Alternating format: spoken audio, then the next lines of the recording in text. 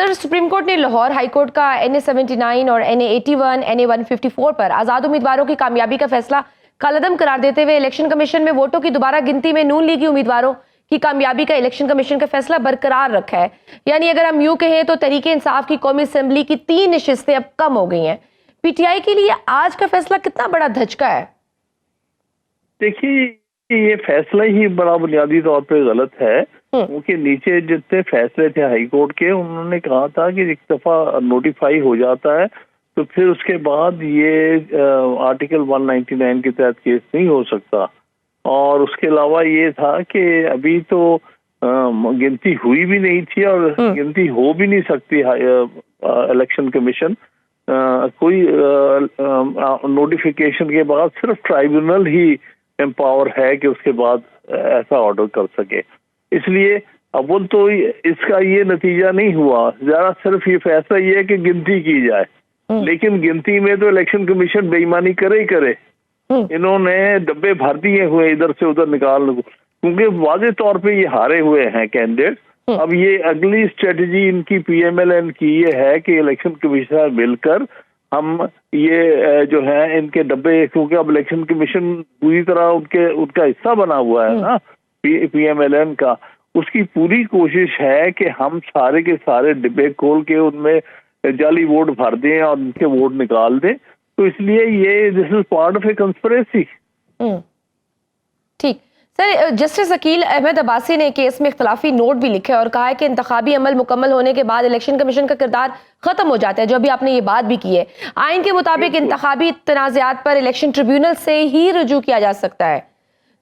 یہ بالکل. تو آپ کو کیا لگتا ہے یہ آپ پی ٹی آئی کی ان 3 نشستوں پر اسی قسم کی آپ ایکسپیکٹ کر رہے تھے، اسی قسم کا کوئی فیصلہ، اور آپ کی کیا اب اسٹریٹجی ہوگی؟ آپ کے پاس کوئی قانونی آپشن موجود ہے؟ آپ سپریم کورٹ سے رجوع کریں گے اس فیصلے کے بعد؟ یقینی طور پر ہم کریں گے جی. ہمارے پاس ریویو کی بھی یہ ریمیڈی ہے اور وہ ہم اویل کریں گے. ہمارے پاس ٹائم ہے اور یہ فیصلہ بالکل جتنے پرانے فیصلوں کے خلاف ہے.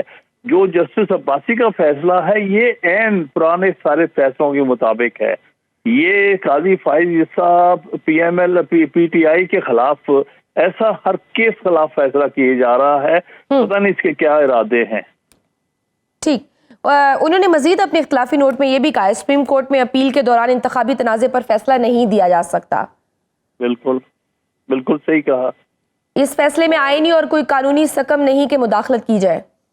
بالکل صحیح، کیونکہ ہائی کورٹ نے بھی یہی فیصلہ دیا تھا کہ ایک دفعہ ایک ممبر نوٹیفائی ہو جاتا ہے تو اس کے بعد صرف اور صرف ٹرائیبونل کے پاس اختیار ہے کہ وہ الیکشن کمیشن جو نوٹیفیکیشن ہے اس کو سیٹسفائڈ کرے آفٹر ٹیکنگ ایویڈنس اور ہر چیز. تو یہ تو الیکشن کمیشن کے پاس اختیار ہی نہیں، جورسڈکشن ہی نہیں. ایک دفعہ ایک کینڈیڈیٹ کو نوٹیفائی کرنے کے بعد الیکشن کمیشن کے پاس اختیار ختم ہو جاتا ہے کہ وہ پھر ری کاؤنٹ کا آرڈر کرے. ری کاؤنٹ کا پھر آرڈر صرف اور صرف الیکشن ٹرائبونلز کر سکتے ہیں. تو بٹ یو سے اب یہ کیا سپریم کورٹ کے فیصلے پر عمل درآمد ممکن ہوگا؟ کیونکہ فیصلہ تو اب آ گیا ہے. دیکھیے فیصلہ تو جو بھی ہے اس سے عمل درآمد تو ہونا چاہیے، سبجیکٹ ٹو جوڈیشل ریویو جو ہے، یعنی ہمارا ریویو کا ہمارے پاس اختیار ہے، وہ حق ہے، وہ کریں گے استعمال، وہ تو اپنی جگہ. لیکن یہ فیصلہ میں صرف یہ کر رہا ہوں، میں یہ نہیں کہہ رہا کہ ہم فیصلے کو نہیں مانیں گے. وہ سپریم کورٹ کا فیصلہ ہے، بائی میجورٹی 2-1 کیا گیا ہے. لیکن اس کے ساتھ ساتھ جو ہمارے پاس آئین میں ریمیڈی دی ہوئی ہے اس فیصلے کے خلاف، ہم اس کو ضرور جو ہے استعمال کریں گے اور ریویو پٹیشن ڈالیں گے. میرے خیال میں یہ فیصلہ جو ہے پرانے جتنے اس پر فیصلے ہیں پچھلے تقریباً 40-50 سال کے سپریم کورٹ کے بہت سارے فیصلے، کیونکہ ایک کیس میں بھی وکیل تھا رسپونڈنٹ کی طرف سے اور انہوں نے بے شمار ججمنٹس اور سب کچھ میں نے دیا تھا، اور کنسسٹنٹ ویو یہ جا رہا ہے جو کہ عباسی کے ڈسینٹنگ ویو میں لکھا گیا ہے. یہی ایکچولی کنسسٹنٹ ویو ہے سپریم کورٹ کا پچھلے بہت سالوں میں. ٹھیک. اور سر آج ایک اور بہت بڑی ڈیولپمنٹ ہوئی، جنرل فیض حمید کو فوجی تحویل میں لے لیا گیا ہے، ان کے خلاف فیلڈ جنرل کورٹ مارشل کا عمل شروع کر دیا گیا ہے۔ آپ اس تازہ ترین ڈیولپمنٹ کو کیسے دیکھتے ہیں؟ میں کچھ کہہ نہیں سکتا کہ یہ ہے تو کیونکہ وہ فوجی ریٹائرڈ فوجی ہے، وہ بہرحال انڈر ملٹری ایکٹ کے تحت آتا ہے۔ مجھے پتہ نہیں اس کے خلاف ایگزیکٹلی کیا ایلیگیشنز ہیں، لیکن ہاں پروسیڈنگز ہو سکتی ہیں۔ ماضی میں عمران خان صاحب بھی یہ دعویٰ کر رہے تھے کہ وہ اور اسٹیبلشمنٹ ایک پیج پر ہیں، پھر وہ پیج پھٹ گیا، اور آج شہباز شریف صاحب بھی اسٹیبلشمنٹ کے حوالے سے یہی دعویٰ کرتے ہیں کہ ہم دونوں ایک پیج پر ہیں اور مثالی تعلقات کی بات کر رہے ہیں کہ کیا یہ نیا پیج برقرار رہ سکے گا؟ نیا پیج ہاں مطلب ہے کہ بنیادی بات غلط ہے۔ فوج کا کوئی کام نہیں ہے سیاست میں آنے کا یا سیاسی رول پلے کرنے کا۔ اگر پہلے کسی نے کیا ہے وہ بھی غلط تھا، اب کر رہے ہیں وہ بھی غلط ہے، اور بارہا پچھلے 70-75 سال میں ہم نے ملک میں فوج کے سیاسی کردار کی وجہ سے بے پناہ نقصان اٹھایا ہے۔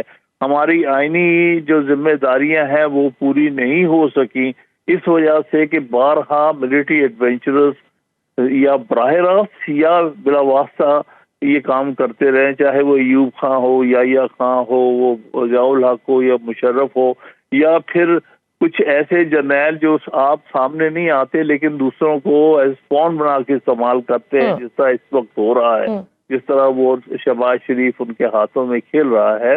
تو یہ بھی ورچولی ملٹری رجیم بن چکی ہے نا، جس طرح سے۔ لیکن سر پھر عمران خان صاحب بھی تو پھر یہی بات کرتے ہیں، وہ کہتے ہیں کہ ہم مذاکرات کریں گے تو آرمی سے کریں گے، آپ کہتے ہیں کہ ان کے کوئی سیاست میں کوئی مداخلت نہیں ہونی چاہیے فوج کی، لیکن پھر آپ کئی لیڈر کہتے ہیں ہم مذاکرات کریں گے، بات چیت ہوگی تو صرف فوج سے ہوگی، سیاسی جماعتوں سے نہیں ہوگی، پھر یہ تو آپ خود دھکیل رہے ہیں ان کو اس طرف۔ نہیں ہرگز نہیں، جو بات کر رہے ہیں ہم نے صرف یہ کہنا ہے کہ بھائی تم اسٹے آؤٹ آف پالیٹکس، تم آئین کے تحت تمہارا کوئی سیاسی کردار نہیں ہونا چاہیے۔ اس وقت تو سارا یہ دکھانے کو سامنے ایک نون لیگ کی حکومت بنائی ہوئی ہے، اصل میں تو پیچھے ملٹری اسٹیبلشمنٹ سب کچھ کر رہی ہے، تو اس لیے فوج سے کوئی یہ بتانے کی ضرورت ہے کہ بھائی stay out of politics. But sir don't you think کہ دس از اے ہائی ٹائم کہ آپ جو ایز پولیٹیکل پارٹیز کو اکٹھے ہو جانا چاہیے، بجائے فوج سے مذاکرات کرنے کے سیاسی جماعتیں مل بیٹھ کے وے فارورڈ کوئی دیکھیں، کوئی حل نکالیں، اس بحران سے نکلنے کی کوشش کریں؟ پر جو سیاسی پارٹیاں اس وقت فوجی اسٹیبلشمنٹ کے ہاتھوں میں کھیل رہی ہیں ان کے ساتھ کیا بات کریں جب تک وہ اپنے آپ کو اس سے الگ نہیں کر لی۔ اس وقت تو جو 2 یا 3 پارٹیز ہیں جن کی بنیاد پر حکومت بنائی گئی ہے، یہ وہ پارٹیاں ہیں جو در حقیقت سیاسی پارٹیاں نہیں ہیں بلکہ فوجی اسٹیبلشمنٹ کے ہاتھوں میں کھیلنے والے ایک لوگ ہیں، اور ان کے ساتھ کیا ہاں باقی سب کے ساتھ ہم بات کرنے کو تیار ہیں۔ ہم JUI کے ساتھ بات کر رہے ہیں، ہم جتنی بلوچستان کی پارٹی کے ساتھ، ہم جماعت اسلامی کے ساتھ ہیں، ہم اور بھی جو پارٹیز جو اقتدار میں نہیں ہے، جن کو اسٹیبلشمنٹ کے کندھے پہ چڑھا کے نہیں اقتدار میں لایا گیا، ہم ان سب کے ساتھ بات کرنے کو تیار ہیں۔